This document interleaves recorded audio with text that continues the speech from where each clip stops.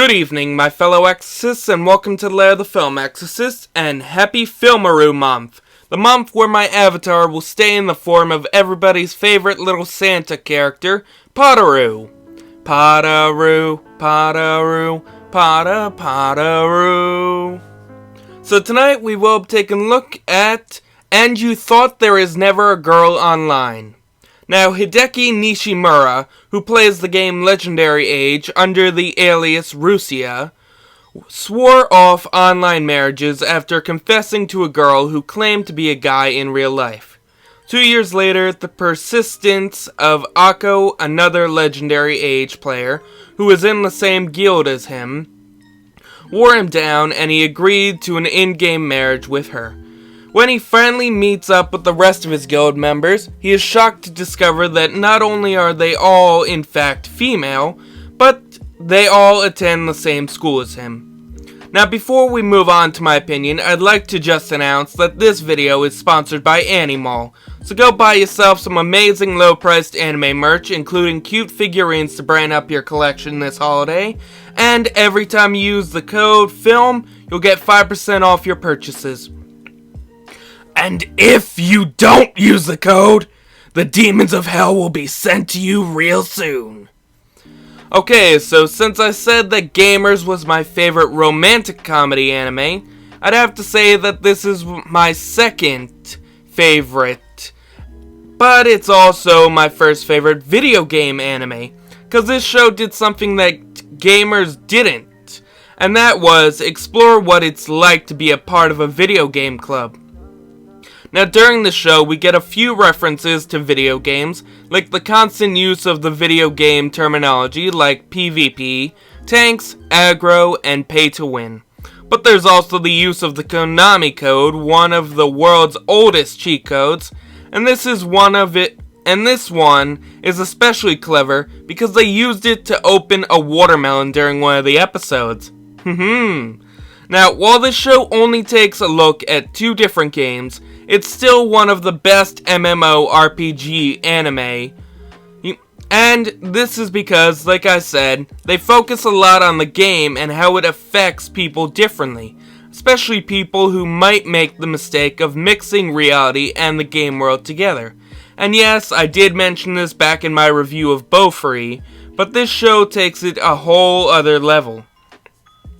Now, the show is basically about a club that was created to help one of their members realize that the gaming world and the real world are separate, and this constantly leads to a lot of weird misunderstandings, like the main character constantly having to explain why the love interest is calling him by his gamer tag, and why she keeps claiming they're married.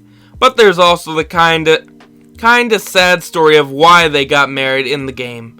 Now the reason is that our main character did what most of us would do in video games, and he asked one of his guild members to marry him in the game, and they pretty harshly turned him down, and shattered his whole perspective of the gaming world, which I'm sure a lot of us have had the same thing happen. But without spoiling it, this part of the show does have a really great payout, which is why I'm not gonna spoil it for you guys. But yeah, to be honest, I have been in this position before because I did used to play IMVU pretty heavily, and I have met some cross players, and I'm kinda ashamed to say that I have played as a female before in there, but that's only because I find it fun playing a different gender, and I've always seen it as watching the world from a whole new perspective other than my own. Now the show also heavily features the game's point of view, whether it's our main cast fighting in dungeons, competing in siege battles, or just hanging out in the tavern having a chat. This show does the online multiplayer genre right, especially when they go into a lot of detail on how some people should play their classes, and how annoying some premium players can get with their massive buffs. I mean, come on, do you really need that massive a buff when you could just, I don't know, level up your character and figure it out on your own?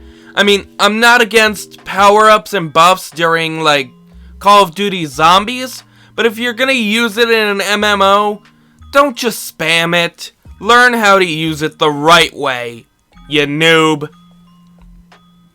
Now, there's even an episode about being hacked on the game, which I'm positive a lot of us have gone through, and the characters perfectly express how annoying this truly is.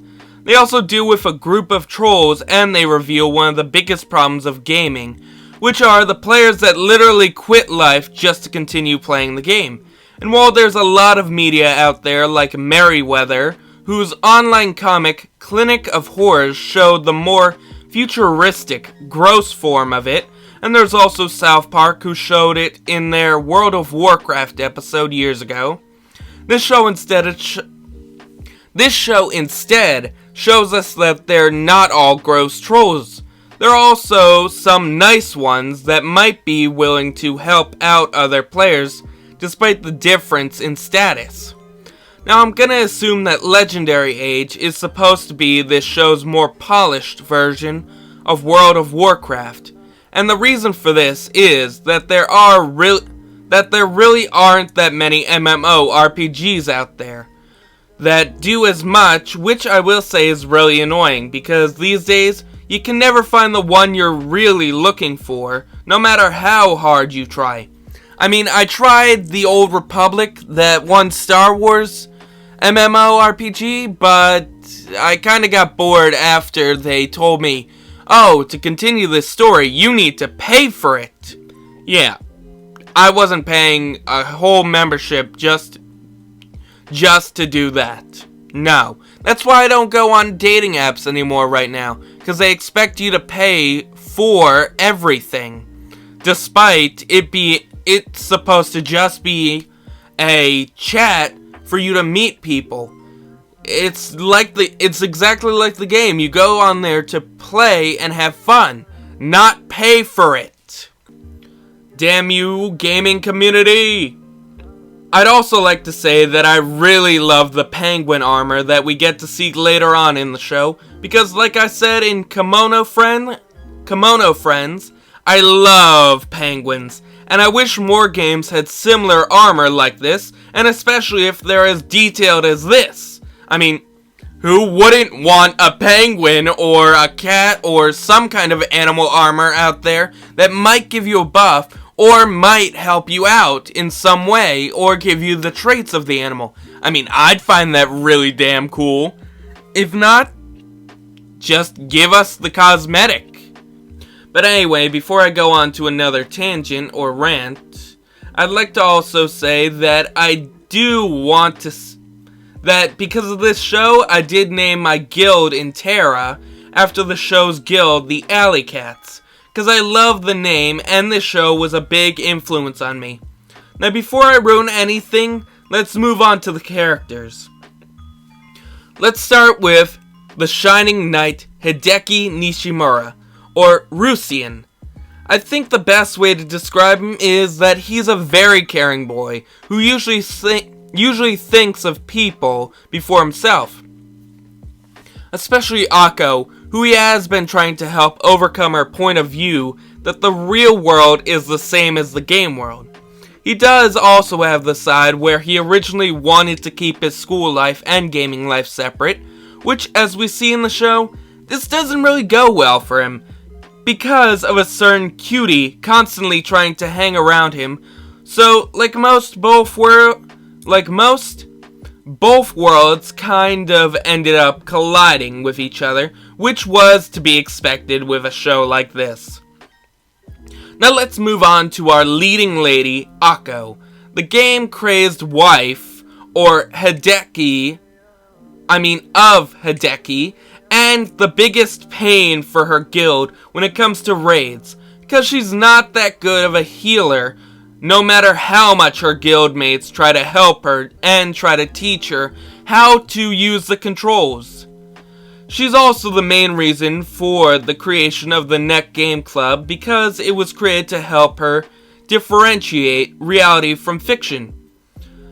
And let me also say that I was very impressed with that one episode where she took out those guards with a sniper rifle in that one Call of Duty-esque video game. I mean, Damn, girl, you've got a nice eye for shooting. Now, like our main character, she is just as sweet and caring, but she can also be very clumsy and awkward, especially when she constantly forgets to call our classmates by their real names and not their gamer tags. And this is one of the reasons for the comedy in this show. She's also a huge hater of normies, those people that either don't play video games or believe in anime, which I kind of agree with her, but she takes it to a whole other level with a giant rant, and she literally goes into this state of hypnosis where she plans on killing any normies, so look out for her, guys, because her kind do exist in this world. Next, let's talk about Akane. Sorry guys, I'm getting these names wrong. The fiery blonde sword wielder who's constantly getting mad at both Akko and Hideki. And this is because she really cares about them, and despite not always showing it, she does heavily see them as her friends. She also really doesn't like her class, knowing that she plays net games, so she always tries her hardest to hide this fact from anyone, and does go into a depressed state whenever she feels that her popularity might be in jeopardy. But other than that, she is a really good fighter in the game, and she can be a bit clueless, especially since she named her character Schwein, which is the German word for pig, or Schwein. Yeah, that's the word, Schwein. And her guildmates do make fun of her for this a lot during the show. Now finally, let's talk about the guildmaster, Kyo, who is also the school's class president, and she is the residential premium player, which does annoy a lot of her guildmates because she basically pays to win, and she's a huge supporter of the pay to win community. And this is kind of because she's a rich girl through her own means, which I'll keep a secret for now. Now, like me, she does dislike normies, but she keeps it low-key, and it's made very clear that she doesn't really have any friends in real life, which is why she spends a lot of her time gaming. It's also well known that she will do anything for her guild members, which we do see during the hacking episode where she spent a lot of her time trying to catch the hacker with the rest of her guild members and even going above and beyond. So yeah, to me this seems like a really good cast of characters, and I really wish we could have seen more from the show. Now I will also say that I was happy that we did get the backgrounds of our main characters, unlike gamers, which helped development of the show very much, because it showed that this show actually cared more about their characters instead of just the activities. I mean, we met Hideki's younger sister for like a couple of minutes, and we met Akko's mother, and we met all the maids and butlers that work under Kyo, which is pretty awesome. I mean, the only problem is we didn't get much on Akane. But, I mean, I guess that's okay. We got the bare minimum, so I guess I'm happy. So yeah, I really enjoyed rewatching this series, and like I've said many times, I wish they had continued the story instead of leaving us in darkness. You were the chosen one! Why did you leave us in darkness? You could have saved this anime instead of sending it off.